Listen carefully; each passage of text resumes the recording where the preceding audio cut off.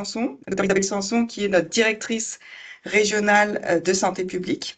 Ensuite, je vais donner la parole à ma collègue Stéphanie Charbonneau, qui est professionnelle dans notre équipe surveillance à la santé publique, puis ma collègue Myrto Ouellette, qui, elle, travaille dans l'équipe de prévention-promotion de la santé sur le dossier des inégalités sociales de santé et de la participation citoyenne.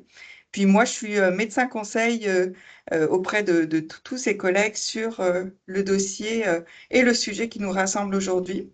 Donc, tout de suite, sans attendre, si elle est bien présente avec nous, il me semble, je vais laisser la parole à Dr Isabelle Sanson pour vous dire à quel point ce sujet, ce mandat est important pour notre direction et dans quel contexte, quelle perspective cet événement, ce webinaire se déroule. Donc, Isabelle, si tu es là parmi nous, je t'invite à ouvrir ta caméra et ton micro.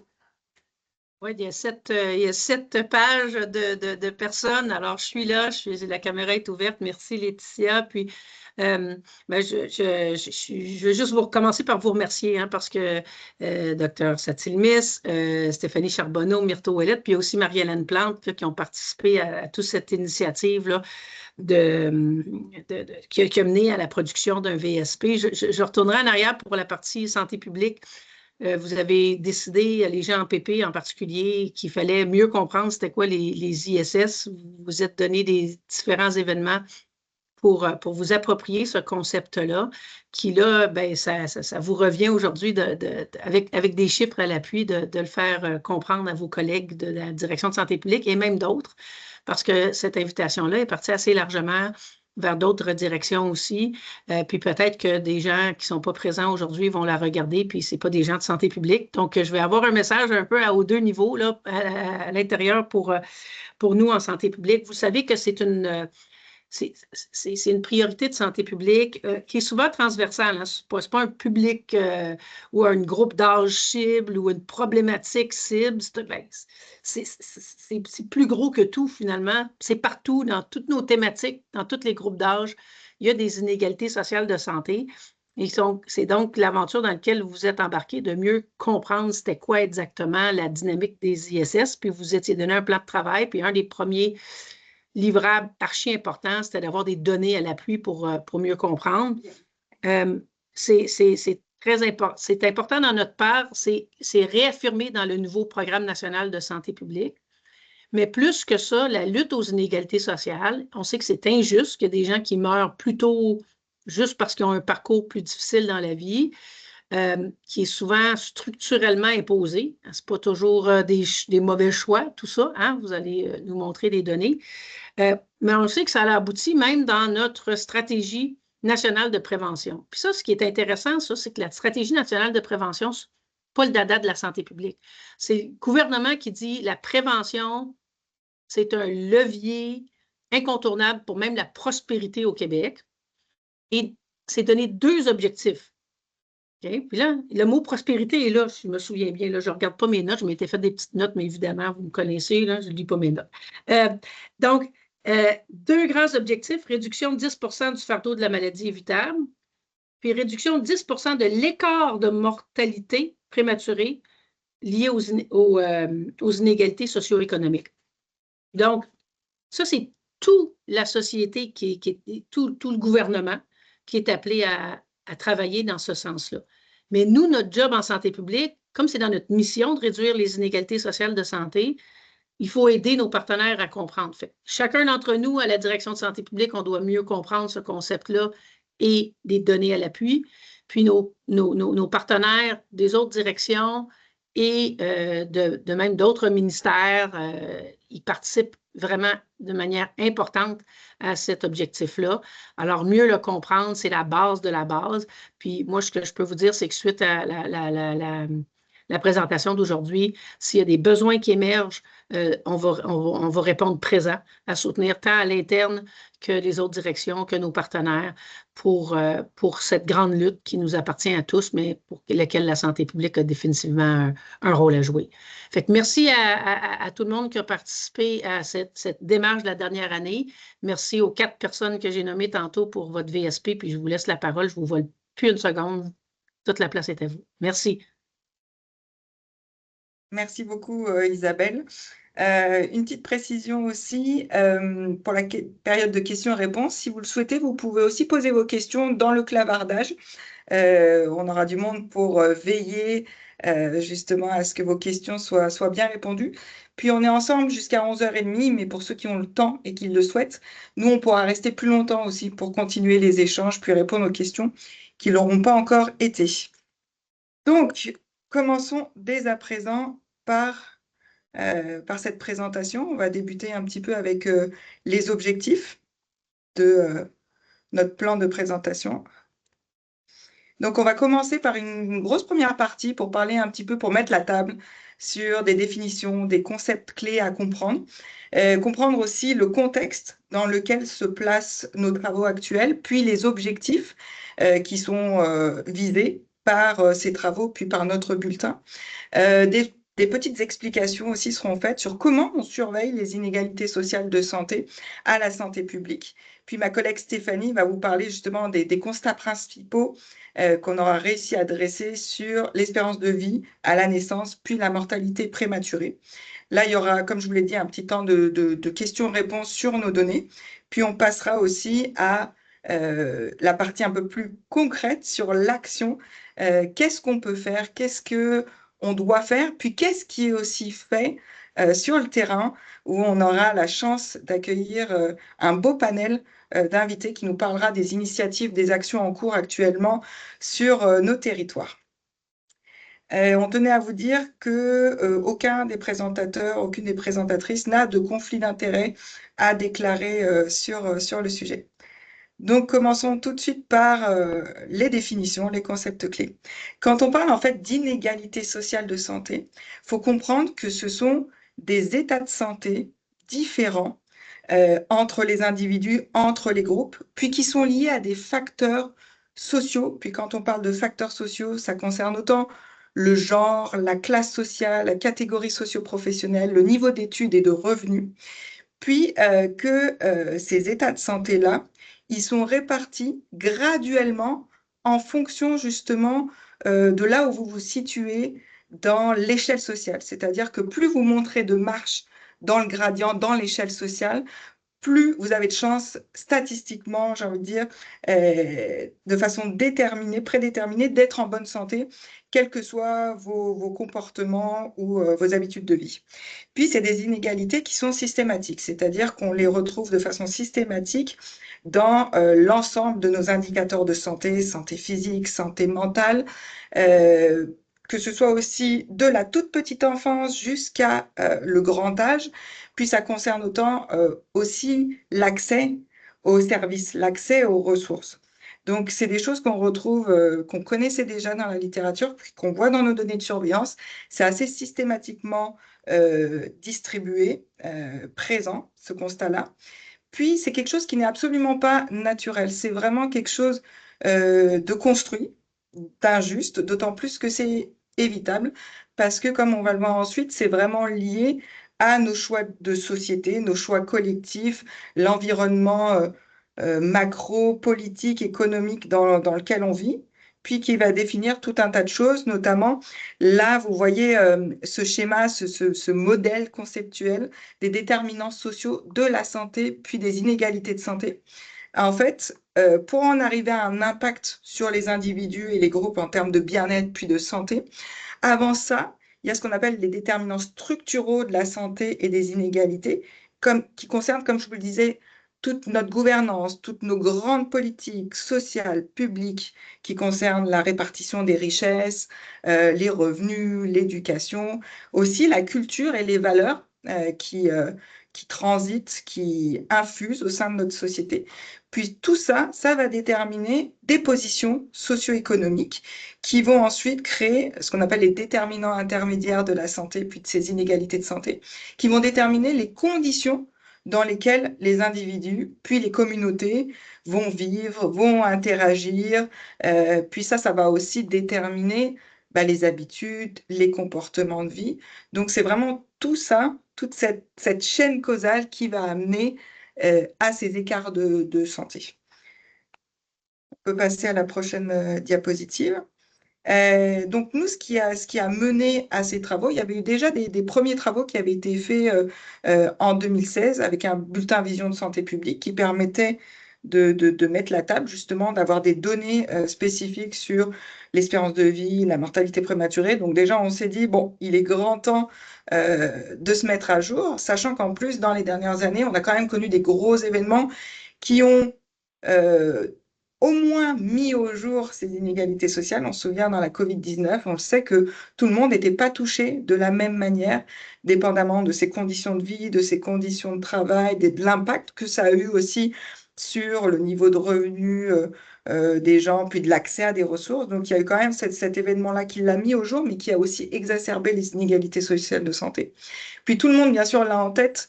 On vit tous dans ce contexte-là de l'inflation, de la crise du logement, de la hausse de l'itinérance, et puis aussi de l'impact des politiques qui peuvent être menées tout près de nous au niveau de notre frontière sud. Donc tout ça, ça crée un terreau, ça crée un contexte où on se dit, bah, c'est certain que ça a un impact sur les inégalités sociales, mais on a besoin de poser des chiffres, de poser des constats et de voir si, depuis qu'on connaît l'existence de ces inégalités sociales, bah, qu'est-ce qui se passe en Estrie. Puis comme le disait docteur Sanson, c'est un mandat qui est important pour la santé publique parce que, oui, intuitivement, on le sait que les inégalités sociales vont toucher les personnes les plus défavorisées, celles qui ont moins accès aux ressources, mais en réalité, la présence de ces écarts, de ces inégalités concerne absolument toute la société, puis leur présence a un impact et un effet négatif pour tout le monde, même pour les plus nantis.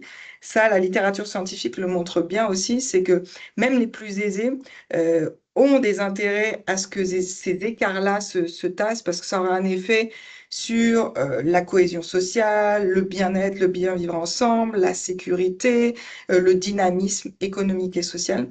Donc c'est en fait tous ces éléments-là qui nous ont amenés à nous dire, bon, il est plus que grand temps de se pencher sur des constats concrets et actualisés, mis à jour au niveau de notre direction. Donc l'objectif, comme je vous le disais, de ce bulletin, c'est vraiment de s'intéresser à ce que j'appelle la pointe de l'iceberg, c'est-à-dire, comme je vous l'ai dit, on le sait que, puis on a des données, puis on a plein de publications qui parlent des inégalités sociales, parce que on verra entre les groupes, selon le revenu, selon l'éducation, il y a des habitudes de vie, il y a des conditions de vie, il y a des niveaux d'accès aux soins et des niveaux aussi de pathologies aiguës ou chroniques qui sont différentes. Mais nous, on voulait voir en bout de chaîne ce cumul-là d'inégalités sociales, comment ça se traduit en bout de ligne en termes de durée de vie, puis en termes de mortalité prématurée. Donc, on voulait savoir ben, sur la dernière période la plus récente, qu'est-ce qu'il en est en Estrie, et puis voir si dans le temps, euh, on s'aggrave, on s'améliore ou on se stabilise. Ça, c'était quelque chose qui était important aussi de se dire ben, dans quelle trajectoire est-ce qu'on est. Puis, suite à ces constats-là, on voulait aussi dans le bulletin, puis aujourd'hui même, fournir des éléments de réflexion, puis aussi des éléments qui vont guider les actions et le passage collectif à l'action, même si on le sait que le monde n'a pas attendu notre bulletin pour le faire, et fort heureusement. Mais c'est vraiment relancer, mettre de l'eau au moulin et puis se doter d'une envie et de conviction collective sur on fait des choses qui ont du sens, on fait des choses qui sont bien, qui vont dans le bon sens, puis collectivement, on va se doter de ces constats-là, puis aussi des bons coups et des manières d'agir. Donc c'est vraiment tout ça, nos objectifs aujourd'hui et ce qu'on va vous présenter. Donc je vais tout de suite laisser la parole à Stéphanie Charbonneau, qui va vous présenter justement nos constats en la matière. Oui, merci. Avant de vous présenter les résultats, je vais prendre quelques minutes pour vous expliquer un peu la méthodologie là, qui a été utilisée dans le VSP. Donc, pour assurer la surveillance des ISS, on a besoin de trois éléments. D'abord, on a besoin d'une variable de position sociale qui va venir répartir là, ou classer la population en différents groupes selon un gradient social. On peut utiliser des variables de position sociale de type individuel, donc qui vont se baser sur les caractéristiques propres à chaque individu, comme leur revenu ou bien la scolarité. Sinon, on peut aussi utiliser des variables de position sociale qui vont être de type géographique. Ça, je vais pouvoir vous en glisser là, quelques mots dans la prochaine diapositive. On va venir croiser cette variable-là avec un indicateur de l'état de santé ou des déterminants de la santé. Ce croisement-là va nous permettre de déterminer s'il y a présence ou non d'écart entre les différents groupes de la société là, quant à leur état de santé. Et pour quantifier l'ampleur de ces écarts-là, on va utiliser une mesure d'inégalité en santé. D'ailleurs, cette mesure-là va aussi être extrêmement pertinente là, pour assurer un suivi temporel des ISS parce que ça va permettre de nous dire si les écarts se sont agrandis, s'ils se sont réduits ou s'ils demeurent stables là, à travers les années. Par contre, une condition qui est importante pour déterminer s'il y a présence ou non d'écart entre les différents groupes, ça va être une puissance statistique qui va être suffisante.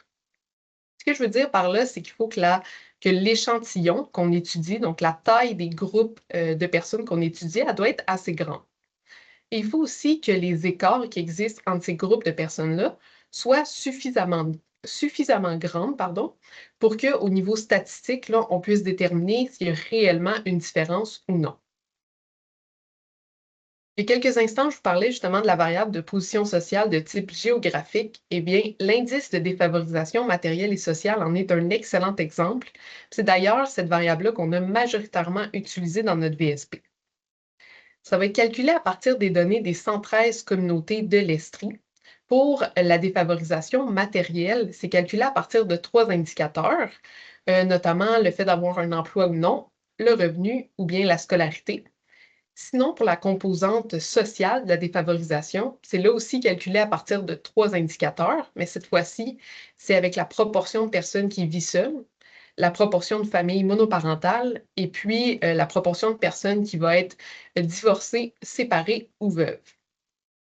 L'indice de défavorisation va venir classer les 113 communautés en 5 groupes différents, donc en 5 quintiles, allant du plus favorisé, qui est représenté là, en vert sur notre carte de l'Estrie, jusqu'au plus défavorisé, qui va être représenté cette fois-ci en rouge sur notre carte.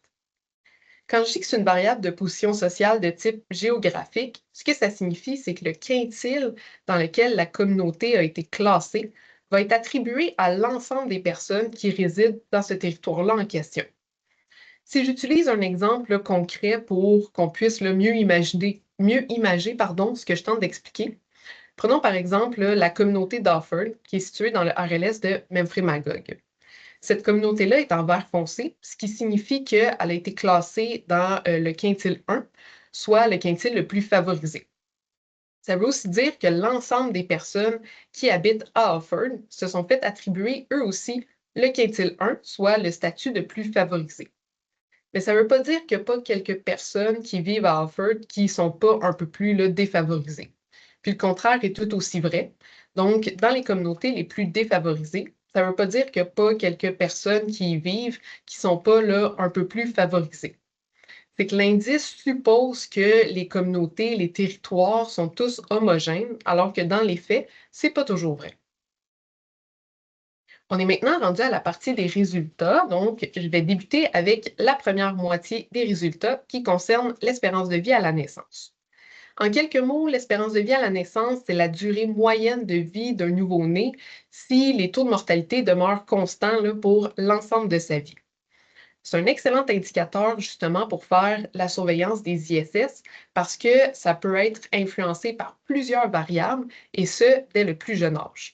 Notamment, ça peut être influencé par la pauvreté, par l'environnement dans lequel une personne va grandir. Ça peut être influencé aussi par la proximité des services ou l'accès aux soins, même par des caractéristiques propres aux parents comme comme leur scolarité ou bien leur revenu.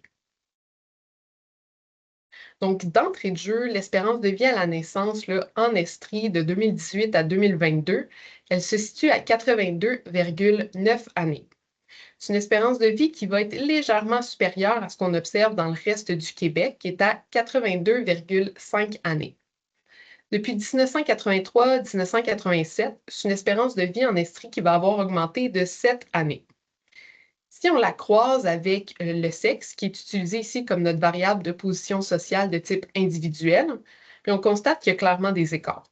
Les femmes vivent plus longtemps que les hommes, leur espérance de vie se situant à 85 ans, alors que chez les hommes, ça se situe à 80,9 années. Au niveau des territoires en Estrie, on constate aussi des écarts, là, des disparités par rapport au reste de l'Estrie. Notamment, parmi les principales, là, on voit qu'en Haute-Yamaska, l'espérance de vie, autant chez les hommes, les femmes, que pour les deux sexes combinés, on voit que c'est inférieur comparativement au reste de l'Estrie, puis au reste du Québec. Sinon, là, en quelques mots, on voit aussi qu'à la Pommeraie, l'espérance de vie des femmes et l'espérance de vie des deux sexes combinés, elle va être inférieure à celle du reste de l'Estrie. Sinon, l'espérance de vie des femmes dans le Val-Saint-François et des hommes dans le RLS des Sources va lui aussi être inférieure là, au reste de l'Estrie. À l'inverse, l'espérance de vie dans le RLS de Memphremagog va être supérieure autant chez les hommes, les femmes que pour les deux sexes combinés par rapport au reste de l'Estrie et au reste du Québec. Et sinon, l'espérance de vie des femmes à Sherbrooke et des femmes aussi dans le Granit va être supérieure par rapport au reste de l'Estrie. Lorsqu'on regarde l'évolution là, dans le temps de l'écart de l'espérance de vie entre les hommes et les femmes, bien, on constate qu'il y a eu une diminution depuis 2008-2012. C'est un écart qui est passé de 4,7 années à 4,1 années de différence. Et ça, c'est dû là, majoritairement à la hausse qui a été plus significative dans l'espérance de vie là, chez les hommes comparativement aux femmes. Pour essayer de comprendre pourquoi est-ce que ça l'a un peu plus augmenté chez les hommes par rapport aux femmes, là, on peut aller analyser les causes de décès principales là, en Estrie. Notamment, ce qu'on remarque, c'est que le taux de mortalité pour les tumeurs et pour les maladies de l'appareil circulatoire a davantage diminué chez les hommes comparativement aux femmes. Ce qui peut venir expliquer pourquoi leur espérance de vie a un peu plus augmenté par rapport aux femmes. Mais au final, vu que les taux de mortalité sont quand même inférieurs chez les femmes, même si ça a un peu moins diminué depuis les dernières années, ça vient expliquer pourquoi elles présentent là, une espérance de vie qui va quand même être supérieure par rapport à leurs homologues masculins.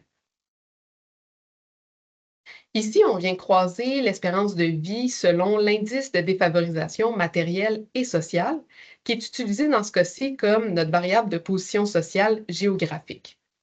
Ce qu'on constate avec ces résultats-là, c'est que ça suit un gradient qui est presque linéaire.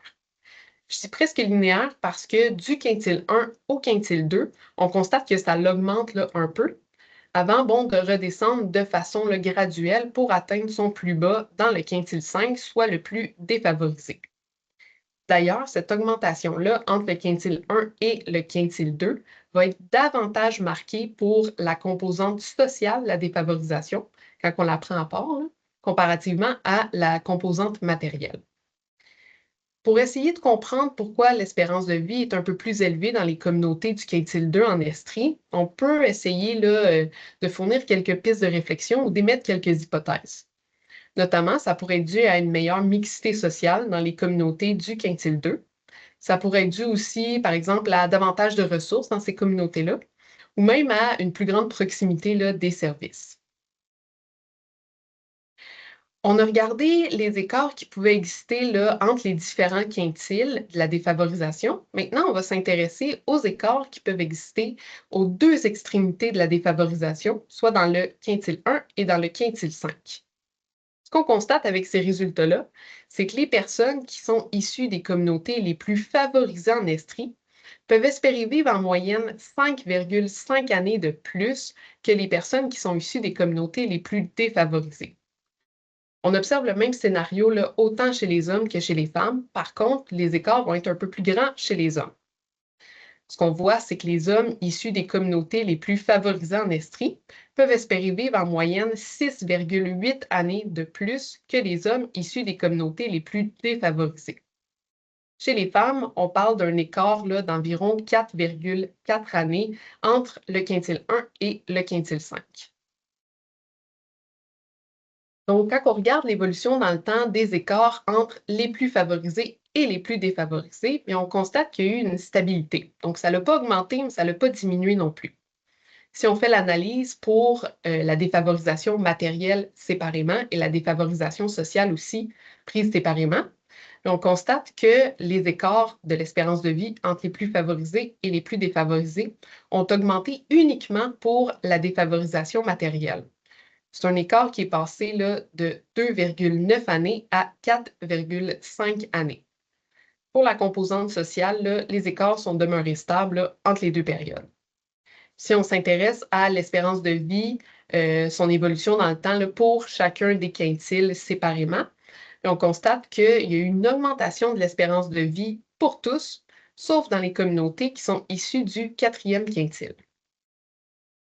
Chez les hommes, l'espérance de vie a augmenté dans les communautés du quintile 1 et du quintile 3.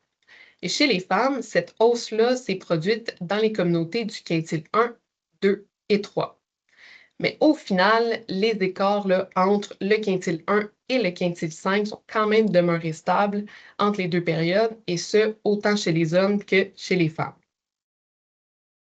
On est maintenant rendu à la deuxième moitié des résultats, donc qui concerne cette fois-ci la mortalité prématurée. On va considérer qu'un décès est prématuré s'il survient avant l'âge de 75 ans.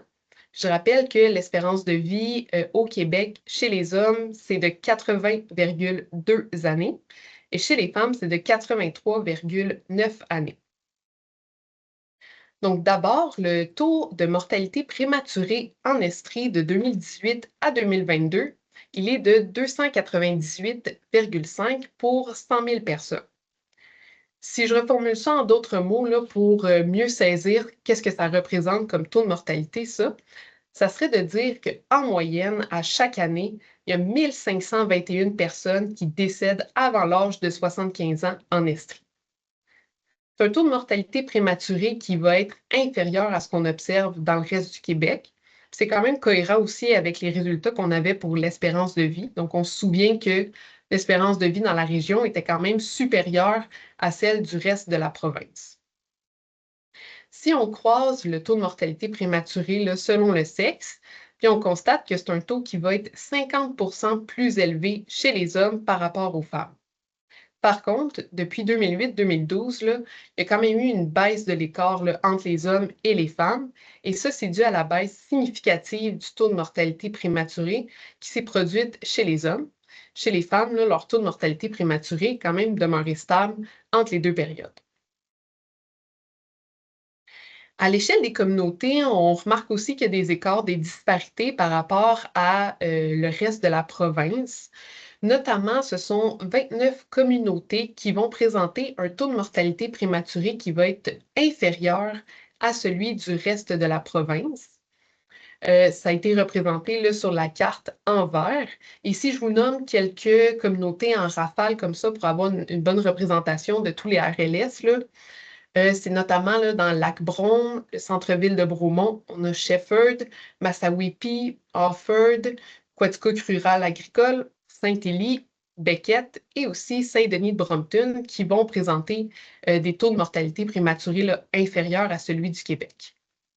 À l'inverse, ce sont 15 communautés en Estrie qui vont présenter un taux de mortalité prématurée qui va être supérieur à celui de la province. Et sur la carte, ils sont représentés là, en rouge. Encore une fois, là, en quelques exemples, on a notamment Bedford, Waterloo, centre-ville de Magog, centre-ville de Sherbrooke, Saint-Michel et Val-des-Sources qui vont avoir là, un taux de mortalité supérieur par rapport au Québec. Pour le reste des communautés, donc les 69 communautés restantes qui ont été représentées là, en blanc sur notre carte, bien celles-ci présentent un taux de mortalité prématurée qui va être comparable, donc semblable à celui du reste du Québec. Ici, on vient analyser la mortalité prématurée là, selon l'indice de défavorisation matérielle et sociale.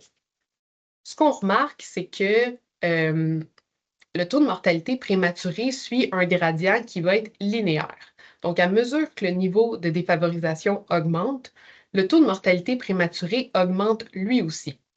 D'ailleurs, l'écart le plus grand va se retrouver entre le quintile 4 et le quintile 5.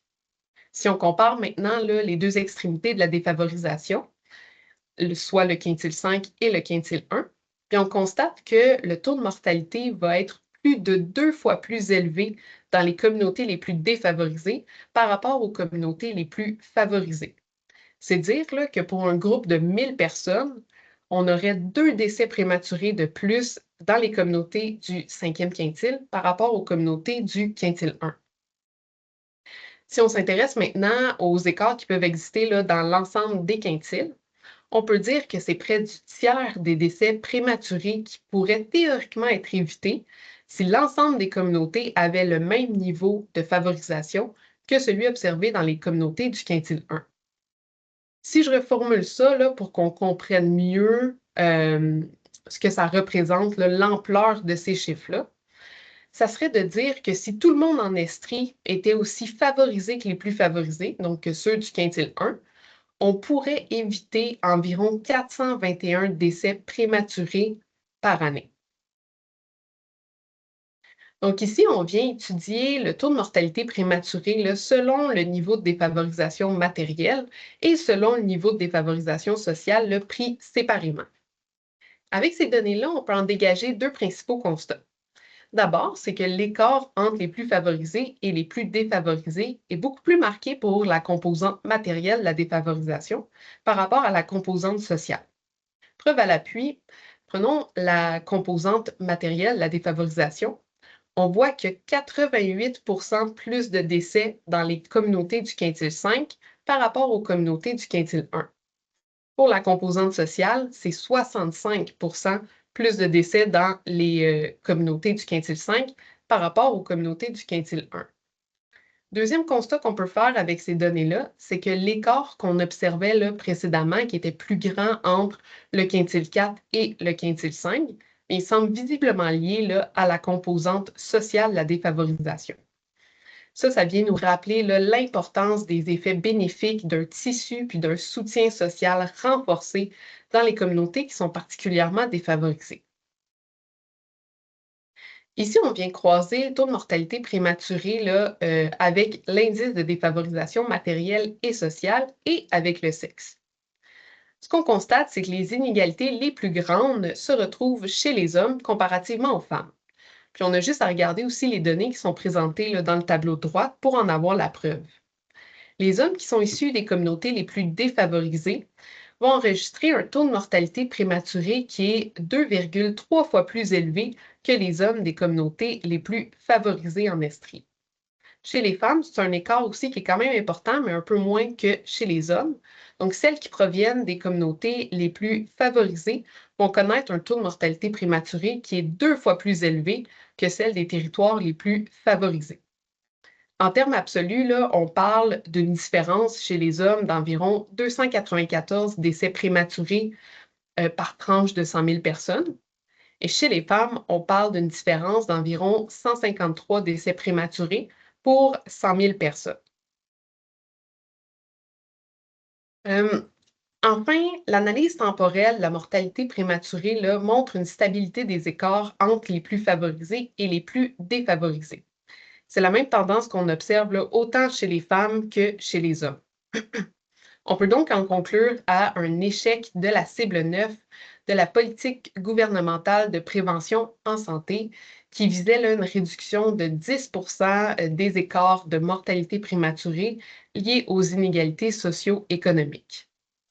Au-delà des écarts qui existent entre les plus favorisés et les plus défavorisés, il est tout de même pertinent d'examiner l'évolution temporelle de la mortalité prématurée dans chacun des quintiles.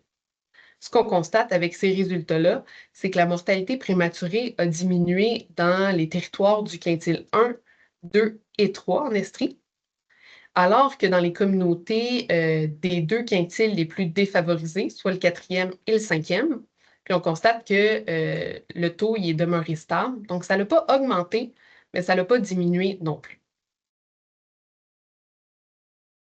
Donc, on est maintenant rendu à la période de questions en lien avec les données.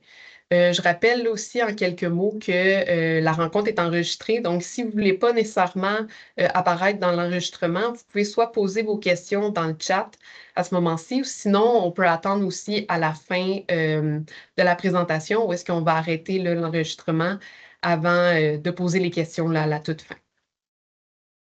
Je vois déjà qu'il y a deux mains levées. En premier, Dr Yelena Jovic. Je vous invite à ouvrir votre micro. Si c'est possible, peut-être désactiver la fermeture des micros, Stéphanie. Bonjour, en fait, désolée, c'était vraiment juste parce que j'ai accroché le bouton. L'autre main levée que je vois, hop, j'ai pas les noms sous les yeux C'est nécessairement, moi, mais c'est Nathalie Tremblay, je suis conseillère en éthique. allez-y, je vous Oui, en prie. merci. Ma question s'intéresse à la qualité de vie des 5 années de plus des personnes dans les quintiles les plus favorisés. Et donc, on ajouterait potentiellement 5 années à la vie. Est-ce qu'on sait si c'est une vie qui est jugée de qualité par ces aînés-là? Mais ce qu'on sait, c'est que là, on est vraiment dans du quantitatif. Puis en effet, on n'a pas tout le volet qualitatif. Puis ça, on le sait que le niveau d'espérance de vie en bonne santé est pas le même entre ces deux communautés. Puis c'est vrai que Stéphanie l'a précisé en disant que nos communautés ont été créées et regroupées parce qu'elles sont quand même assez homogènes dans leur constitution, mais ça n'empêche pas qu'il y ait des personnes plus favorisés, moins favorisés au sein des communautés.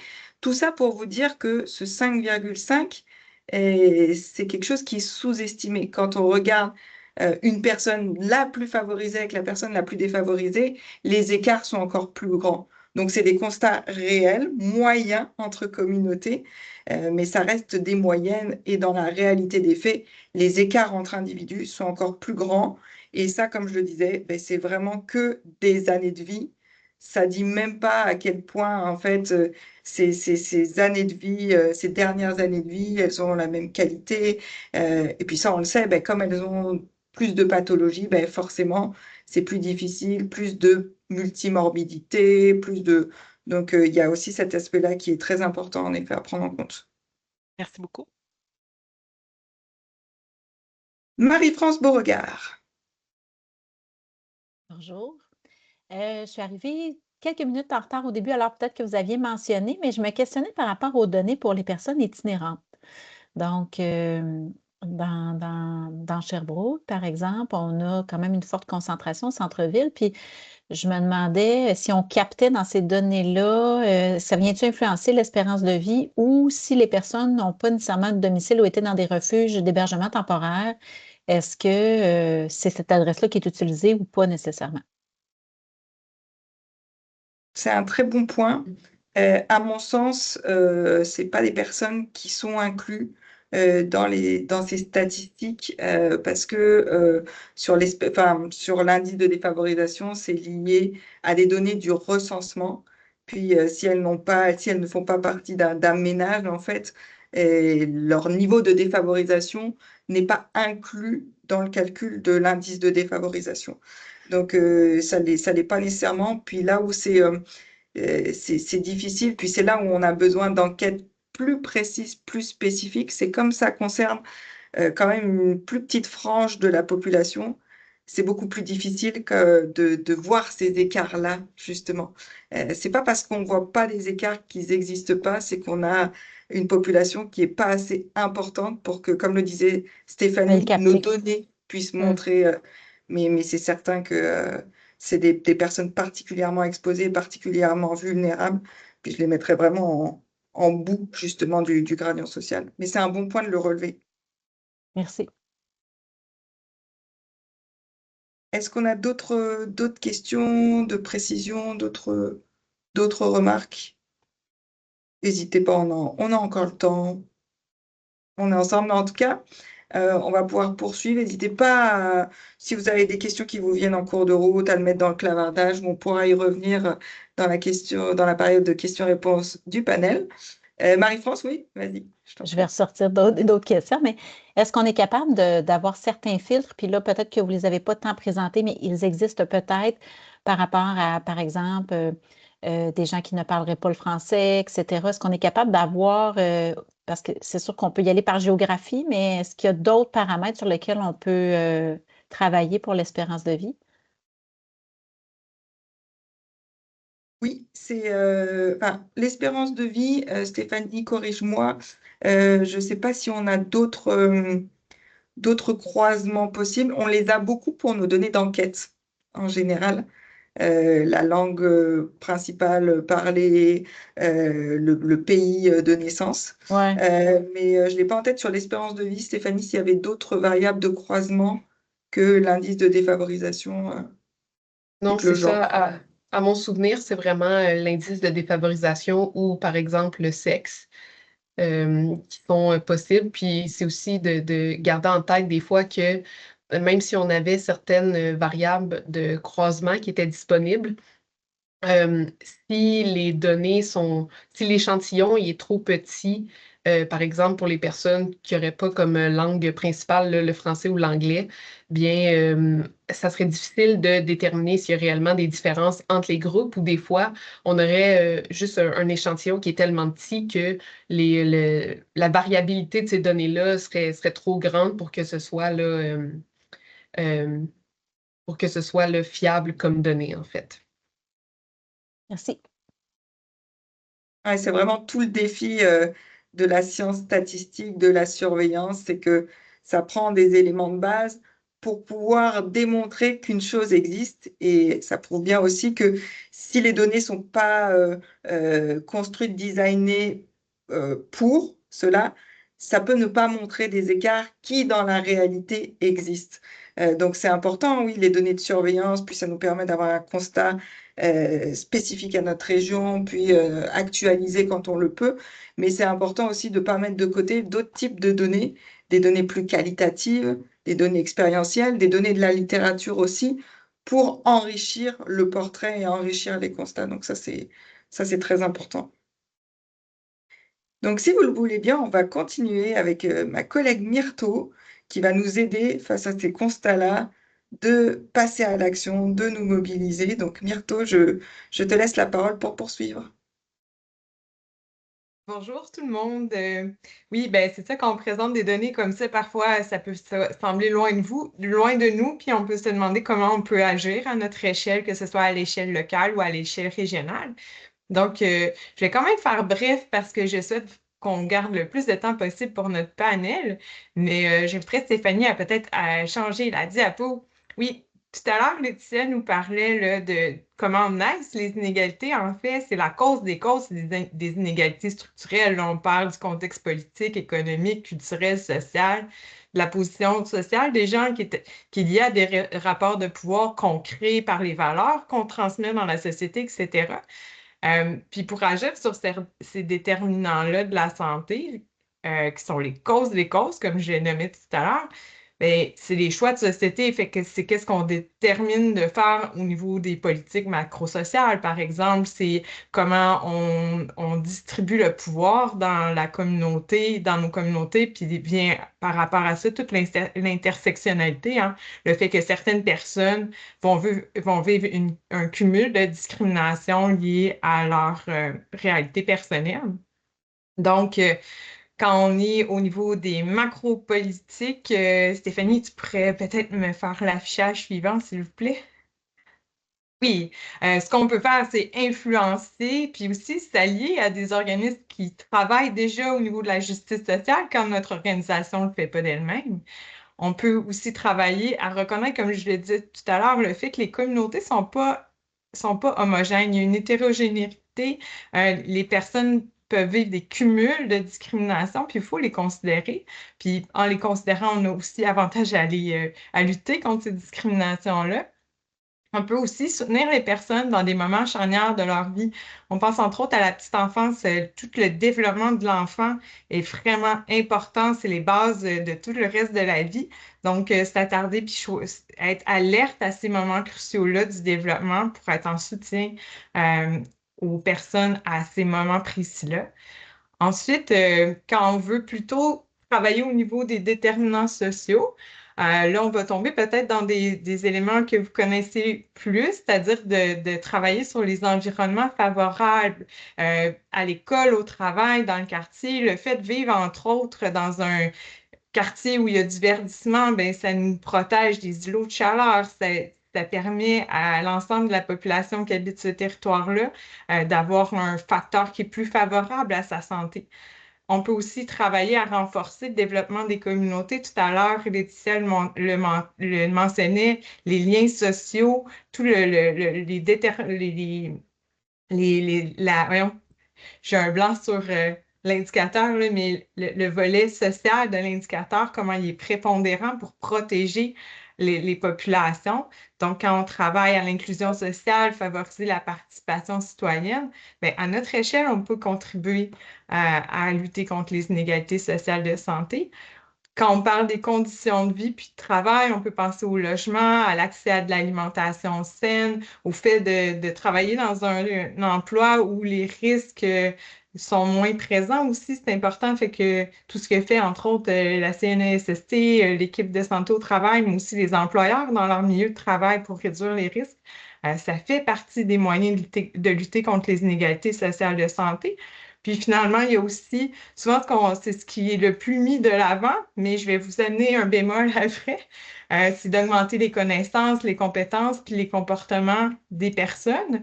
Puis là, si on passe à la diapo suivante, ben mon bémol, c'est de dire, ben oui, on peut travailler à développer des connaissances, puis orienter nos interventions vers des personnes, mais il faut toujours avoir en tête qu'on doit le faire en parallèle, en travaillant sur l'amélioration des conditions de vie. Parce que si on veut changer un comportement ou encore diminuer l'exposition à des risques à la santé, bien, il faut agir sur le logement, il faut agir sur les environnements, il faut agir sur la stigmatisation, le niveau d'éducation, la pauvreté, etc. Donc, oui, on peut agir à ce niveau-là, mais il faut avoir en tête qu'il faut le faire dans une perspective aussi globale, puis de s'assurer qu'il y a des initiatives qui sont faites à d'autres échelles aussi pour lutter contre les inégalités. Donc, dans le bulletin Vision Santé publique qu'on a publié, on a mis à la fin une espèce de petite grille de questions clés qu'on peut se poser quand on est en train de mener des projets. Et ça, c'est soit la nature du projet qu'on est en train de réaliser, parce que peu importe ce qu'on fait, on peut avoir un impact positif ou négatif sur les inégalités sociales de santé. Donc, c'est des petites questions pour des fois se pister puis se questionner avant de mettre sur pied un projet pour mieux les enligner. Et puis, je nous amènerai vers notre panel. Moi, je suis vraiment excitée qu'on reçoive toutes ces personnes-là. D'ailleurs, je profite pour les remercier d'avoir accepté de se lancer avec nous dans cette aventure-là. Donc, il y a des personnes qui vont représenter 3 projets qui vont être avec nous. Il y a d'abord Mokhtar Saada, qui est directeur, là, je ne vais pas me tromper, je vais aller dans mes notes, de la Fédération des coopératives d'habitation de l'Estrie et du groupe de ressources techniques Entraide Habitat Estrie. Il y aura aussi Claudine Laurent, qui est représentante de la Fédération régionale des OSBL d'habitation de la Montérégie et de l'Estrie. Mélissa Saint-Cyr-Morin, qui est organisatrice communautaire, c'est une collègue de la Direction de santé publique. Ces 3 personnes-là vont venir nous présenter l'initiative qui est l'état de situation du logement à Sherbrooke. C'est un exemple d'approche qui vise à améliorer les conditions de vie. Puis rappelons que l'accès à un logement, c'est un déterminant vraiment important de la santé. Il y aura aussi avec nous Catherine Dumont, qui est intervenante communautaire du projet C à la réplique de l'Estrie. Rebecca Rémillard et Mélanie Parent, qui sont toutes 2 infirmières cliniciennes à l'équipe des services intégrés de dépistage et de prévention des ITSS à la Direction de santé publique. Elles vont venir nous entretenir du projet de collaboration qu'elles ont entre elles, c'est-à-dire une collaboration entre la Direction de la santé publique puis Projet C, qui existe c'est-à-dire une approche qui vise à améliorer les conditions de vie en soutenant l'accès aux services pour les personnes qui sont en situation de précarité. On aura aussi avec nous Maria Gracia Flores, qui est coordonnatrice de la table de développement social de Memphremagog, et Danny Gagné, qui est organisateur communautaire à la santé publique de l'Estrie. Ils vont venir nous parler de la politique de développement social de Memphremagog, qui s'inscrit dans les approches qui visent à renforcer le développement des communautés. Puis elle tient compte des réalités, leur politique tient compte des réalités locales et favorise les partenariats, puis un développement inclusif, durable et solidaire. À vous tous et toutes, bienvenue. Excusez, j'ai perdu mon... Oui, merci d'applaudir, ça me donne un petit moment pour changer mon document pour pouvoir animer le panel. Donc, à nos panélistes, je voudrais simplement rappeler d'ouvrir votre micro avant de prendre la parole et aussi se remémorer qu'on a des contraintes de temps. Donc, je vais essayer de vous soutenir pour qu'on reste dans le temps, mais ayez-le en tête aussi, s'il vous plaît.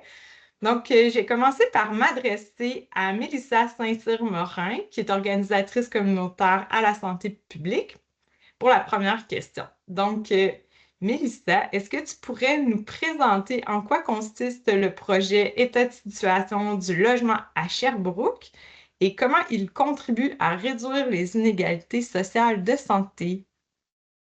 Oui, bien sûr, avec plaisir. Bonjour tout le monde. Donc, je suis avec, comme Myrto nous a introduit, deux membres de la concertation Logement Sherbrooke. C'est la concertation Logement Sherbrooke qui a produit l'état de situation du logement à Sherbrooke. En fait, peut-être juste donner rapidement la mission de la concertation Logement Sherbrooke. C'est d'améliorer la situation du logement sur le territoire et plus particulièrement celle des personnes en situation de pauvreté et d'exclusion sociale, ainsi que de toutes les personnes touchées par les enjeux du logement. Donc, comme on le sait, nous sommes de plus en plus tous et toutes touchés par ces enjeux-là. Rapidement, également, les membres de la concertation Logement Sherbrooke, c'est donc l'OMH, le parallèle de l'habitation sociale, les habitations L'Équerre, qui est un OSBL d'habitation, la Fédération régionale des OSBL d'habitation de la Montérégie et de l'Estrie, donc la FROM.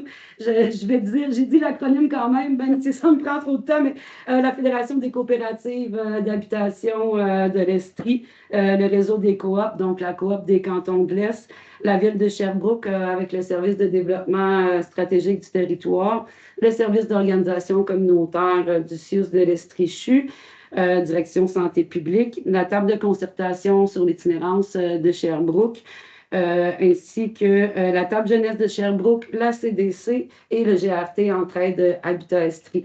Donc, nous sommes les membres de la concertation Logement Sherbrooke. Je pense que je vous apprendrai. Ce ne sera pas une grande nouvelle de dire que, bon, nous sommes en pleine crise du logement, donc la concertation Logement Sherbrooke, dans son rôle de vigie, a décidé de dresser un portrait de l'état de situation du logement à Sherbrooke. Et ça a été une très, très grande contribution de tous les partenaires, en fait, qui sont concernés par l'enjeu du logement.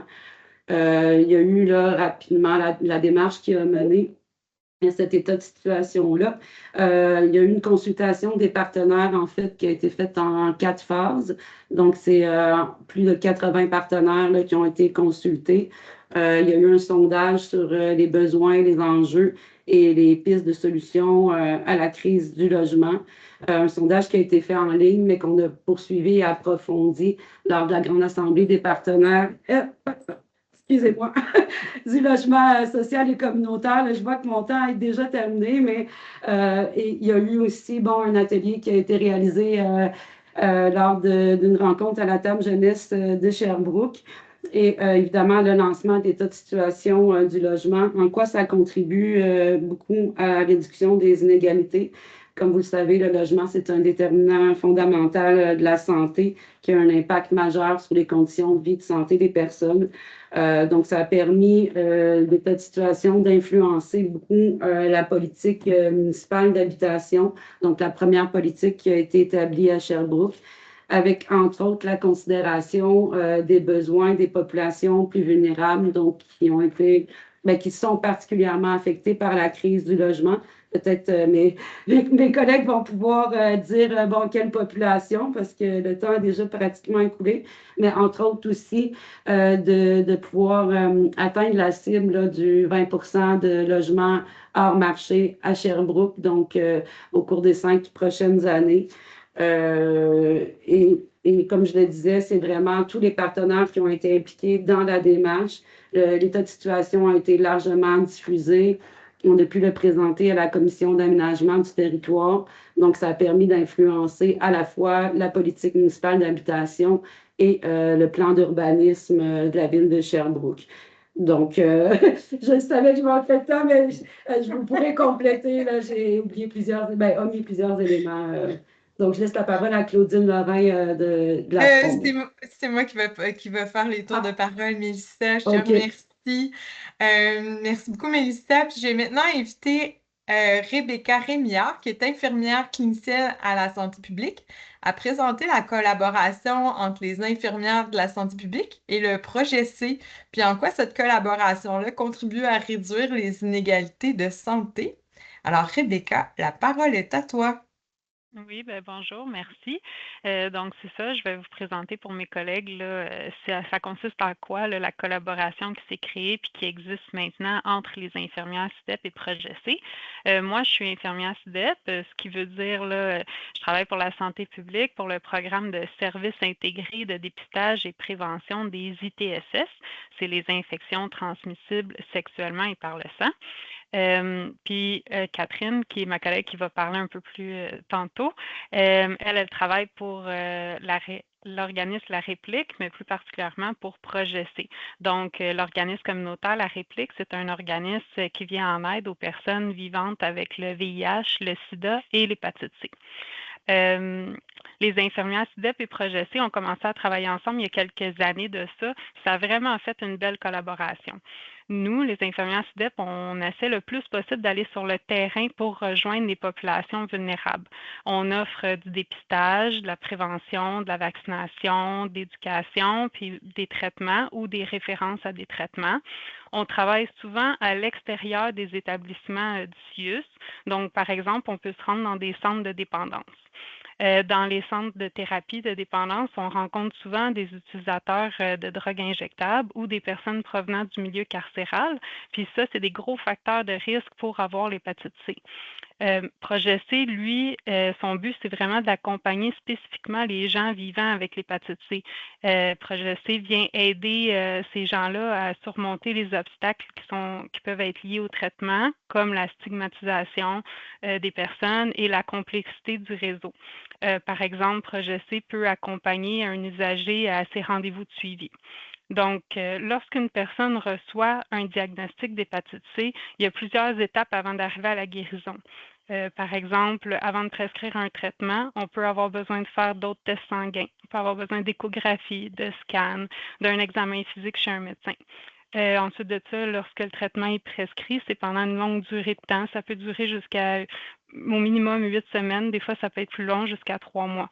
Fait qu'on peut imaginer qu'une personne marginale, par exemple une personne qui n'a pas de domicile fixe, une personne qui a des troubles de consommation ou qui sort d'un milieu carcéral, donc peut-être pas une personne super bien cadrée dans sa vie, ça va pas être facile pour elle d'aller à tous ces suivis-là. Puis elle risque de s'y perdre un peu, puis le système risque de l'échapper. Puis si une personne n'est pas traitée, ben, l'hépatite C, ça peut devenir chronique. Ça peut réduire l'espérance de vie d'une personne. Ça peut amener des complications comme la cirrhose du foie, le cancer du foie. Puis la personne peut aussi transmettre l'infection à d'autres personnes. Donc, c'est super important de traiter les personnes avec l'hépatite C. Quand on met SIDEP et Projet C ensemble, bien, on voit un impact clair. On a l'accessibilité, on a le soutien personnalisé pour ces personnes-là, on a la continuité des soins, puis même parfois, on arrive à faire la réinsertion vers le réseau. Fait que la collaboration, elle a le pouvoir de renforcer le pouvoir des personnes marginalisées, dans le fond, puis par le fait même, bien, elle aide à réduire les inégalités sociales de santé. Fait que voilà notre collaboration et notre projet. Merci Rebecca. Je vais lancer la même question à Dany Gagné, qui est organisateur communautaire à la santé publique. Dany, est-ce que tu peux nous parler de la politique de développement social de Memphremagog et nous expliquer en quoi elle contribue à réduire les inégalités sociales de santé? Oui, merci. Bonjour tout le monde. Ben, nous, la politique de développement social, en fait, c'est un renouvellement. Il y avait déjà une politique qui existait, puis elle venait à échéance, puis en 2022, on a commencé à travailler sur le renouvellement. Puis cette politique-là est portée par 3 acteurs. La MRC Memphremagog, c'est 17 municipalités. La Corporation de développement communautaire, une 50aine de membres communautaires, puis la Table de développement social Memphremagog qui existe depuis 2009. Puis, d'abord et avant tout, la politique de développement social, c'était un grand exercice de consultation publique, puis puis où les citoyens ont été beaucoup impliqués. Donc, on a fait un sondage où plus de 1300 personnes ont répondu. Il y a plus de 200 personnes qui ont assisté à différents grands rendez-vous ou des assemblées de cuisine, où on demandait, ben, c'est quoi nos forces, nos faiblesses, qu'est-ce qui existe déjà, qu'est-ce qui devrait exister pour améliorer les conditions de vie de nos concitoyens. On parlait peut-être pas d'inégalité sociale de santé, on parlait plutôt des déterminants, des choses qui peuvent améliorer, parce que c'était pas nécessairement le langage de tous nos partenaires non plus, les inégalités sociales de santé. Mais tout ça, on a fait après 2 ans de consultation, on est venu à tirer des grandes conclusions, puis 3 grands objectifs où on veut travailler sur occuper notre territoire en préservant le vivant. Ça veut dire qu'on veut donner l'accessibilité aux espaces naturels. On a un beau grand territoire qui est beaucoup privé. Les terres sont beaucoup privées. Alors, les personnes qui n'ont pas la chance d'avoir une terre, ben, ils ont moins accès à la nature. Donc, comment on peut... Puis on sait que ça a un effet sur la santé. Alors, l'accessibilité aux espaces naturels aussi, améliorer les déplacements éco-responsables. Au-delà du transport collectif, là, il y a beaucoup de sortes de déplacements qui peuvent être utilisés. Le deuxième objectif, c'est favoriser le maillage social. Alors là, on vise l'inclusion de tout le monde, stimuler des initiatives collectives, puis ou la participation sociale, puis l'implication des citoyens. Troisième objectif qu'on vise, c'est s'engager pour la santé mentale et physique des citoyens. Alors là, on veut vraiment améliorer les services de proximité, améliorer les logements, utiliser l'art, la culture aussi comme un vecteur de santé, puis travailler sur les conditions sociales, économiques et sanitaires des citoyens de Memphremagog. Puis là, vous allez arriver, vous allez dire, vous avez un beau plan de match, un beau plan d'action, mais comment vous faites ça concrètement? Alors nous, on a eu la chance avec la MRC d'utiliser le plan d'action gouvernemental pour la lutte à la pauvreté. Alors, les budgets qu'on a eus, c'est 500 000 sur les 5 prochaines années. Alors, 100 000 par année, où on a demandé à nos partenaires communautaires et institutionnels aussi, ils pouvaient participer à ça, dire, présentez-nous des projets qui visent les objectifs qui s'intègrent autant la lutte à la pauvreté que les objectifs de développement social. Puis on a fait un appel de projet. Et là, il y a plusieurs projets qui ont été financés sur 5 ans. Donc, on vient pérenniser un peu ces projets-là, à tout le moins pour 5 ans, où on leur dit, ben, avec l'argent qu'on vous donne, ben, vous allez améliorer la condition de vie de nos concitoyens, puis vous allez travailler aussi à combattre les inégalités sociales de santé.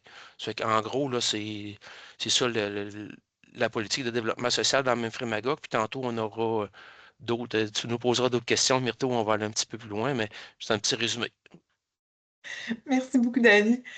On va maintenant accueillir Catherine Dumont, qui est intervenante communautaire du projet C. Catherine, tout à l'heure, Dani nous parlait de la participation citoyenne, du fait que la communauté a été consultée dans le cadre de la politique de développement social, mais dans le cadre de votre collaboration entre les infirmières de la santé publique et projet C, les personnes qui sont... On va la tester avec des Oups, il y a un HCP. micro ouvert. Pour vraiment qu'on se... Oui, donc je vais juste récapituler. Dans le fond, Dani nous parlait que la communauté, les citoyens et citoyennes ont été consultés dans le cadre de la politique, mais dans le cadre de la collaboration entre les infirmières de santé publique puis Projet C, les personnes qui sont concernées par les services sont aussi impliquées dans les décisions, les choix. Est-ce que tu pourrais nous en parler davantage, Catherine? Ben oui, effectivement. Donc, dans le cadre de notre projet, les personnes concernées sont vraiment au cœur de notre projet. Puis leur implication est vraiment au cœur de celui-ci. Dans le cadre de notre projet, c'est vraiment plus les personnes qui vivent avec un diagnostic d'hépatite C. En tant qu'organisme communautaire autonome, notre approche est vraiment de faire avec. Fait qu'on travaille selon une approche de proximité qui est basée sur l'écoute et le respect du rythme de la personne. Cette façon de faire permet non seulement de mieux comprendre leurs besoins réels, mais aussi de leur offrir un espace où elles peuvent poser des questions, exprimer leurs préoccupations, puis prendre part aux décisions liées à leur santé. Par exemple, avec Rebecca, on demande toujours à la personne l'autorisation avant de mettre en place ce suivi-là, puis on l'adapte selon leurs besoins puis leurs préférences également. Fait qu'on est en contact continu là, pour pouvoir offrir le meilleur service à ces personnes-là. Puis on va l'adapter aux besoins. Fait que comme je disais, les personnes concernées influencent donc directement la manière dont les services sont offerts, autant pour moi au Projet C, mais pour Rebecca en tant qu'infirmière CIDEP. C'est leur retour, leur expérience, puis leur réalité qui vont guider l'adaptation, dans le fond, des activités de dépistage puis de sensibilisation dans leur milieu. Leur implication est vraiment essentielle parce qu'elle garantit aussi que les interventions puis la trajectoire de soins est réellement pertinente et adaptée là, à leurs besoins. Merci beaucoup, Rebecca. Je m'adresse maintenant à Claudine Lorrain de la Fédération régionale des OSBL d'habitation de la Montérégie et de l'Estrie. Martine, tu as collaboré à l'initiative de l'État de situation du logement à Sherbrooke. On aimerait savoir, selon ton expérience, pourquoi c'est important de se questionner sur les inégalités sociales de santé, peu importe la nature des projets qu'on réalise? Puis c'est quoi les facteurs qui facilitent la réalisation de projets qui agissent sur les inégalités sociales de santé? Merci. Bon, dans un premier temps, il faut dire que pour faire le projet de l'État du logement, on a procédé justement au projet de recensement des données en lien direct avec les inégalités sociales parce qu'on a visé la représentation de la population par typologie de logement, d'habitation, les données sur la disparité des revenus, puis la composition des ménages, puis leur localisation qui quand même joue sur les inégalités. Puis, pour en venir à la conclusion, qu'on touchait aussi l'abordabilité du logement de la population, pour les populations. Et là, on a vu les plus affectés. Je vous dirais que c'est 50% de la population, c'est-à-dire, mais prioritairement, bon, les jeunes, les personnes âgées, les familles migrantes, les familles monoparentales, puis finalement, même la classe moyenne a été aussi impactée par justement toutes les situations du logement. Donc, il y a des inégalités assez larges. Pourquoi c'est important de se prononcer sur justement les inégalités? C'est parce que souvent, on ne le voit que par secteur, mais il faut une approche globale, puis il faut voir aussi les politiques, les pressions économiques, l'environnement, c'est tout l'ensemble de l'œuvre, ce que le logement nous a permis quand même. Puis en même temps, il faut dépasser l'intervention au niveau justement du secteur. Il faut aller beaucoup plus large que ça. Ça nécessite une approche globale, puis pas nécessairement curative. Quand je dis curative, je veux dire, il y a une approche de prévention à faire, donc des programmes plus globaux que strictement comme un programme sur les 0-5 ans. Il faut vraiment approcher la famille. Donc, ça nécessite une approche globale beaucoup plus grande, donc il faut qu'on se préoccupe de l'ensemble. Selon l'expérience, nous autres, qu'on a vécue, qu'est-ce qui nous a aidés? C'est la connaissance à jour des données concernant la population, le partage mutuel des données aussi, l'implication des différents acteurs de la société civile, le soutien des ressources humaines, ça c'est très important. Parce que sans ça, le milieu ne peut pas s'organiser s'il n'y a pas un soutien dédié. La démarche, elle lui presse de temps, elle demande tellement d'implication que ça prend absolument. Et c'est l'organisation communautaire, nous, qui nous a supportés. L'implication aussi de toutes les dimensions politiques, économiques, c'est-à-dire les villes, l'ensemble du politique qui doit être là, c'est les facteurs qui sont très facilitants et la mise à jour des données est également un facteur important.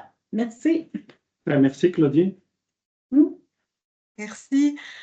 J'ai répondu ma partie, mais j'ai voulu donner de l'espace à Mélissa qui n'a pas pris. Tout va bien, merci. Puis on va avoir une période de questions à la fin, fait que c'est des éléments qui demandent clarification. On va avoir le temps de se pencher. Je vais relancer la question à Dani maintenant. Dani, selon ton expérience, pourquoi c'est important de se questionner sur les inégalités sociales de santé, peu importe la nature des projets qu'on réalise?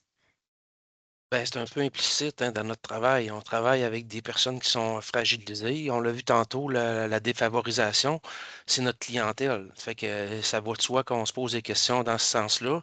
Par contre, si on veut que nos actions soient pérennes, puis avoir des impacts à long terme, il faut vraiment se poser des questions sur où qu'on veut nos actions, là, à quel endroit on doit mettre des actions, de l'énergie pour au bout de notre politique de développement social, là, elle dure 10 ans, là, de 2024 à 2034. On l'évalue à cours de route, là, on a un processus d'évaluation continue, mais si on veut avoir des impacts, il faut quand même cibler des choses assez précises. Nous, quand on a fait nos sondages, puis notre plan d'action, puis tout ça, il y avait des éléments qui étaient souvent portés comme le transport, le logement, l'environnement, les services de proximité. C'est des éléments, ça, qui font partie qui sont des indicateurs des inégalités sociales de santé. Si on n'a pas d'indicateurs, si on n'a pas de cible précise, ben, à un moment donné, les actions qu'on va avoir faites en 2034, là, ben, on va se poser des questions, on va dire, c'est quoi l'impact réel de notre politique? Alors, nous, on est allé sur des choses qui sont assez précises. Puis en cours de route, on ne dit pas qu'on ne s'ajustera pas, là. On va nécessairement s'ajuster parce que sur une période de 10 ans, il arrive tout le temps toutes sortes d'événements. Sauf que si on n'a pas des indicateurs précis, ben on n'y arrivera pas. Puis à la fin de tout ça, là, notre exercice, on va dire, bon, on a eu peu d'impact. C'est pas ça qu'on souhaite. Nous, on va avoir des impacts concrets sur le transport, le logement, les autres inégalités sociales. Donc, c'est pour ça que si on veut que ça dure dans le temps, puis avoir un impact important, il fallait qu'on s'associe à des indicateurs, puis qu'à chaque année, on dise, oui, on a avancé, oui, on s'améliore, oui, on a amélioré, puis on tend vers l'atteinte de 100% de nos objectifs sur 10 ans, là. J'espère que je réponds bien à ta question, Myrto, là. Merci, Denis, oui. On accueille maintenant une nouvelle panéliste qui est Mélanie Parent, qui est infirmière clinicienne à la Direction de santé publique. Donc, Mélanie, selon ton expérience à toi, c'est quoi les facteurs qui facilitent la réalisation de projets qui agissent sur les inégalités sociales de santé? Bien, en fait, un peu comme l'a nommé ma collègue Rebecca tantôt, hein, le outreach, sortir des installations suiciennes, ça nous permet de rejoindre les gens qui fréquentent peu ou pas le réseau. Hein, on sait que c'est souvent des personnes qui sont désaffiliées, marginalisées, stigmatisées. Fait que de travailler en proximité, ça aide, ça permet de créer un lien de confiance, puis on devient un point de contact, une porte d'entrée bien souvent vers le réseau. Aussi, le travail de collaboration avec nos différents partenaires, les organismes communautaires et leurs intervenants, comme Catherine, c'est très précieux. C'est un must. Souvent, au travers eux, en fait, c'est eux qui nous permettent d'avoir accès, bien souvent, dans certains milieux que les infirmières peuvent aller. Quand on parle de travail de collaboration ou de divers milieux, là, où est-ce qu'on va rejoindre notre population cible. Rebecca en a nommé quelques-uns. Mais on peut se rendre dans des parcs, on peut se rendre dans des centres de thérapie, des crack houses, des bars, la détention, des milieux, des centres de jour où est-ce qu'il y a des utilisateurs de drogues injectables, inhalables, fréquentes, de la clientèle itinérante également. Donc, c'est ça. Donc, avec la collaboration là, de nos partenaires communautaires, ils nous aident là, à entrer dans ces milieux-là. Il y a aussi le travail par réduction des méfaits. Hein, quand on rencontre notre clientèle, on remet souvent des condoms, on remet du matériel stérile de consommation. Puis il y a aussi la remise de matériel là, de prévention des surdoses qui peut être remis. C'est facilitant également. Avoir un horaire flexible, hein, commencer tôt ou finir tard, permettre des plages de rendez-vous, mais de 100 rendez-vous également. Finalement, comme Catherine elle disait, hein, c'est de s'adapter à notre clientèle, s'adapter à leurs besoins. C'est facilitant. Maintenant, accueillir Mokhtar Saada, qui est directeur de la Fédération des coopératives d'habitation de l'Estrie et du groupe de ressources techniques Estrie, Entraide Habitat Estrie. Donc, Mokhtar, selon ta perspective, c'est quoi la plus-value de collaborer avec la Direction de santé publique? Puis, qu'est-ce que la Direction de santé publique pourrait faire davantage? Merci pour me passer la parole. Avant tout, j'aimerais remercier le travail déjà qui a été présenté. C'est vraiment ce genre d'études qui nous est très utile. Et bravo Stéphanie pour la clarté de la présentation. Écoutez, nous, autour de la table de la concertation Logement Sherbrooke, ce qui est intéressant, c'est qu'on a tous les acteurs présents sur le territoire de la ville qui sont capables de se parler entre eux. Et l'autre objectif, nous, qu'on voulait toujours atteindre, c'est chercher le 20% de logements hors marché. Le logement hors marché permet de baisser la pression avec ce qu'on voit maintenant, le marché il est en train de surchauffer, puis les loyers ont augmenté. En sortant un 20% des logements hors du marché, avec les 3 teneurs avec qui on travaille, ça veut dire l'OMH, les coopératives d'habitation et les OBNL, ça nous permet de couvrir ces territoires qui sont fragilisés. Maintenant, qu'est-ce qui s'est passé récemment? C'est que dans le logement, nous, on est dans le communautaire et ce n'est pas seulement un toit qu'on travaille, on ne fonce pas les briques. Puis malheureusement, cet aspect-là, il n'est pas encore rentré dans les pratiques des bailleurs de fonds.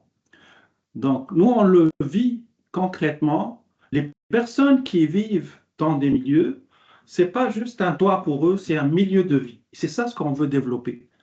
En développant un milieu de vie, ça permet à ces personnes-là de sortir de l'isolement et d'être accompagnées et vivre vraiment pleinement sans être écartées. Je me rappelle que Dr Mélissa Généreux, elle avait dit « Le logement communautaire est un rempart pour la santé mentale ». Donc, travailler sur le milieu de vie permet de réduire les coûts au niveau du système de la santé publique. Donc, concrètement, nous, autour de la table de concertation, quand on a travaillé sur le rapport de l'état de la situation, on a eu le support du CIUS avec l'OS qui nous a été attribué. Merci, Mélissa. Puis ça nous a permis d'avoir une continuité autour de la table de concertation. Et ça nous a permis aussi d'avoir la réalisation de ce rapport. Ce rapport-là, il a été une réalisation très stratégique pour la table de concertation parce que ça a apporté de la visibilité. Et cette visibilité-là, elle nous a permis de pouvoir parler aux acteurs de la ville, expliquer la réalité du terrain et expliquer qu'on a besoin aussi de soutien communautaire. Donc, c'est à travers vraiment cette visibilité qu'on a pu intégrer dans la politique de l'habitat ce fameux objectif de 20%, et ce n'était pas une partie facile. Et c'est vraiment une des réalisations qui peut être attribuée grâce au support du CIUS et de la santé publique. Après, je vous dirais que le défi aujourd'hui, quand on parle de milieu de vie, c'est le vieillissement de la population et c'est un peu le sujet de la discussion aujourd'hui. Moi, je trouve que les résultats qu'a présentés Stéphanie sont très pertinents pour nous et ça nous a ouvert l'appétit. On en veut plus. On veut plus de granularité au niveau du territoire. On veut voir quartier par quartier et on veut voir des segments.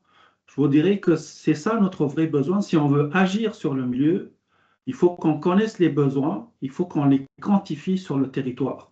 Et c'est là qu'on a besoin de l'aide de CIUS. L'autre chose, c'est le soutien communautaire qui demeure vraiment un gros besoin pour nous pour pouvoir atteindre cet objectif-là, pour soutenir ces milieux. Avec le vieillissement de la population, nous, dans le communautaire, que ce soit OBNL ou coop ou même dans les OMH, c'est des populations qui sont vieillissantes, donc progressivement, les besoins sont en train de changer. Puis les services ne se sont pas adaptés à ce changement-là, qui demande plus de soutien communautaire et plus d'adaptation. L'autre chose qui est très importante, c'est que notre système, il est basé sur le bénévolat et la participation. Sauf qu'avec le vieillissement de la population, le bénévolat s'est effrité. Nos chers bénévoles, ils sont épuisés. Ils sont encore plus épuisés parce qu'il n'y a pas de relève. Et ça complexifie le soutien d'un milieu de vie. Et je vous dirais que dans le milieu de vie, il faut distinguer espérance de vie et espérance de vie en santé.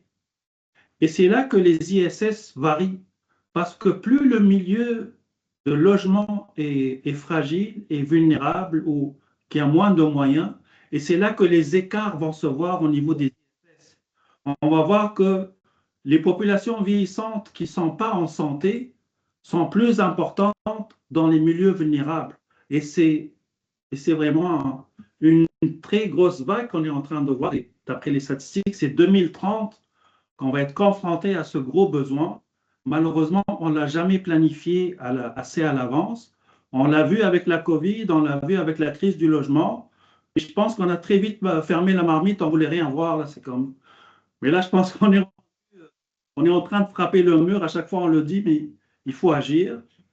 Donc, pour conclure, je dirais que nous, essentiellement, on a besoin de continuer à avoir notre OS proche de nous, aussi proche de nous, organisatrice communautaire. On a besoin d'avoir des données pour nous refléter la réalité. Puis, on a besoin de considération que le logement, ce n'est pas des briques seulement, c'est des milieux de vie. Donc, c'est un écosystème social qu'on veut développer. Donc, ça nous prend des données spécifiques, plus une segmentation précise de connaissance de la population pour pouvoir agir efficacement. Merci beaucoup. C'est bien noté, puis tout ce que vous nous nommez aujourd'hui, ça va faire partie de nos réflexions à venir, là. Merci beaucoup pour ce partage-là. Puis là, je souhaiterais souligner que là, on arrive à 11h30, mais nous, on reste disponible pour poursuivre. La rencontre, elle est enregistrée, donc si certaines personnes souhaitent quitter, je vous invite quand même à prendre le temps d'écouter la fin de l'enregistrement parce que le panel n'est pas terminé. On va maintenant accueillir Mariana Gracia Flores, qui est coordonnatrice de la table en développement social de Memphremagog. Puis, Mariana, est-ce que de ton côté, tu pourrais aussi nous partager c'est quoi la plus-value de collaborer avec la santé publique selon ta perspective, puis qu'est-ce que la santé publique pourrait faire davantage? Bonjour, merci beaucoup pour l'invitation. Je suis vraiment contente d'être ici et que vous donniez la parole à des personnes sur le territoire qui ont l'occasion de présenter les projets qui tient à cœur la communauté puis la collectivité, l'ensemble de la collectivité. Alors, je veux juste préciser que la politique en développement social, c'est une démarche territoriale puis qui est comportée, comme Dany l'a bien mentionné, par la MRC, par la CDC, puis la table de développement social. Puis ces politiques-là visent à mobiliser l'ensemble des acteurs et actrices et aussi des citoyens et des citoyennes vers cette vision commune-là du développement social. Comme Dany l'a décrit, il y a plusieurs... Et il y a 3 orientations, il y a plusieurs objectifs. Puis, la plus-value, c'est collaborer avec la santé publique. Ça va être, j'en ai plusieurs, mais l'accès aux données. La santé publique détient des données qui sont très pertinentes pour connaître les enjeux du territoire. Mais le réflexe de solliciter la direction santé publique n'est pas toujours là. C'est important pour nous de savoir un peu, d'avoir un peu plus de données plus fréquentes, plus faciles à interpréter, de savoir la fréquence et des données. Alors, ce réflexe-là, pour le territoire, ben, pas tout à fait ancré dans les milieux. Ce réflexe-là de solliciter la santé publique pour les données. Quand les données sont accessibles, puis surtout, comme vous l'avez présenté aujourd'hui, les croisements des données, mais là, ça permet d'aller un peu plus loin dans la connaissance là, des vrais besoins, les CK, pour aller voir vraiment les ISS. Alors, ça fait une réelle différence là, quand il s'agit pour les organismes communautaires pour aller dialoguer avec les bailleurs de fonds, pour aller déposer des demandes de financement. Ça donne du poids aux demandes. Une autre plus-value que je trouve de travailler avec la santé publique, c'est quand la direction santé publique se positionne, ça donne beaucoup de poids aussi pour les actions du milieu. Et ça devient un levier d'influence auprès des décideurs, auprès des municipalités, des instances publiques. C'est vraiment, là, ça serait une plus-value. La santé publique aussi, ça permet quand c'est bien soutenu, ça permet de créer des ponts entre les réalités locales, les réalités terrain, puis les cadres décisionnels. Puis là, je vais rebondir à l'autre question que vous m'aviez posée, quels seraient les éléments gagnants? Mais je pense que connaître, que les milieux connaissent comment fonctionne la santé publique. C'est quoi l'offre de services de la santé publique? On connaît beaucoup, on est en lien avec les organisateurs communautaires, organisatrices communautaires, mais on a moins cette vue d'ensemble de la direction santé publique. Qui fait quoi? Quels sont les enjeux? Comment entrer en contact aussi selon le besoin du milieu? Je pense qu'avoir une offre de services clairs, mais là, incluant aussi les postes décisionnels, les cadres décisionnels, mais ça faciliterait les collaborations du milieu.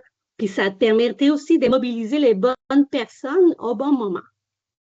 Le rôle d'influence, je l'ai dit, le rôle d'influence de la direction santé publique joue un levier majeur quand la direction santé publique porte les enjeux qui émergent du terrain dans les grandes instances, dans les cadres décideurs. Mais là, ça va créer ces conditions-là favorables-là pour soutenir le milieu, les projets communautaires. Alors, je ne sais pas si c'est bien répondu. Je sais qu'on a beaucoup de temps, mais ça résume un peu là, les deux questions-là. Merci beaucoup. C'est vraiment important ce que vous nous amenez aujourd'hui. Hein? Un grand merci de participer à cet échange-là. Maintenant, j'interpellerai Catherine, qui est intervenante, je rappelle, au projet C.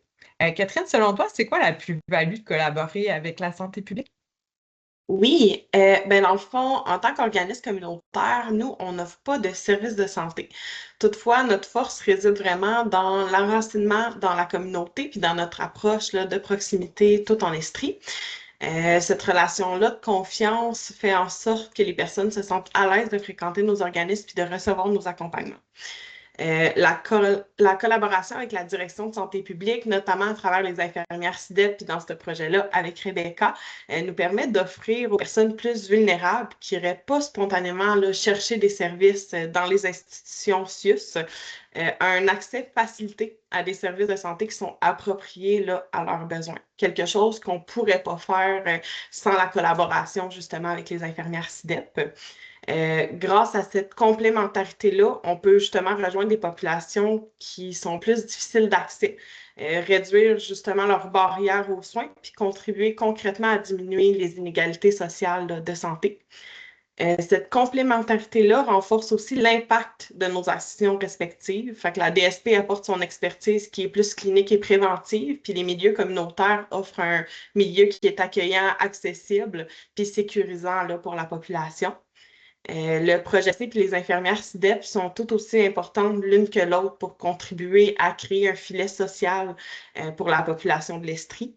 Puis cela évite aussi les ruptures de services puis assure une prise en charge plus fluide des personnes, notamment dans notre projet là, pour les personnes qui vivent avec l'hépatite C.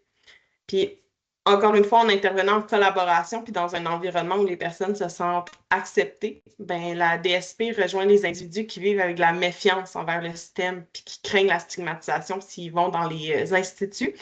Fait que le tout augmente les chances là, de réaffilier ces personnes-là au réseau de la santé puis donc de participer là, activement à réduire les inégalités sociales en Estrie. Merci beaucoup. C'est ce qui fait le tour de notre panel. Un énorme merci d'avoir participé à cet exercice-là. Je vais relancer la parole à Laetitia pour la conclusion. Je vais faire une petite conclusion, puis ensuite on pourra arrêter l'enregistrement, puis passer dans un temps d'échange avec nos panélistes, puis les personnes encore disponibles. Moi, je voudrais dire un gros et un immense merci aux personnes présentes, puis en particulier à nos panélistes, non seulement pour leur présence, pour leur participation à ce webinaire, mais pour les actions concrètes, l'implication, ça a été dit, l'implication majeure que vous avez dans le milieu. Donc, un gros merci pour tout ça. Je trouvais que ce panel était extrêmement riche parce qu'il nous a permis d'illustrer justement les différentes modalités d'action, puis à quel point au quotidien, en fait, vous essayez de de mailler ces différentes stratégies-là. Moi, j'ai entendu sur l'état de situation du logement, puis aussi dans le projet de développement social, à quel point les données étaient importantes, documenter la situation pour mettre à jour les connaissances, mais aussi pour gagner en visibilité. Puis j'ai vu le pouvoir d'influence des politiques qui a pu y avoir à Sherbrooke par rapport à tout ça. Ça, c'est extrêmement intéressant. Puis dans vos deux projets aussi, toute la concertation qu'il y a eu assez large en amont. Tu sais, c'est vraiment d'aller chercher tout un tas de données différentes pour compléter le portrait, avoir vraiment une vue 360 de ces réalités qui sont quand même complexes. Puis en même temps mobiliser le milieu. Puis ça a été dit aussi à quel point la participation citoyenne, c'était important, à quel point aussi la mobilisation, la parole des personnes concernées. Moi, je trouvais que c'était marquant dans le projet de CIDEP, l'association CIDEP et Projet C, à quel point on le voyait, vous êtes des acteurs qui permettent concrètement de casser les barrières à l'accès aux soins. Tu sais, on parle dans notre milieu, dans notre jargon de santé publique, d'universalisme proportionné. Ben, c'est adapter les services spécifiquement aux besoins des individus. Puis ça, c'est extrêmement précieux. Ça permet d'aller les rejoindre, puis aussi de leur donner cette parole, ce pouvoir d'agir. Donc ça, c'était extrêmement fort aussi dans votre prise de parole. Puis moi, ce que je note aussi, à quel point il y avait un souci sur les effets à long terme, sur ce souci d'inscrire les actions, les concertations dans une durabilité, dans une pérennité, puis de voir à quel point le soutien du milieu associatif, communautaire est important. Ça prend vraiment les efforts concertés de nombreuses actions. Puis je note vraiment aussi cet appel, ce besoin de données toujours plus précises, toujours plus à jour, toujours plus fines dans les territoires.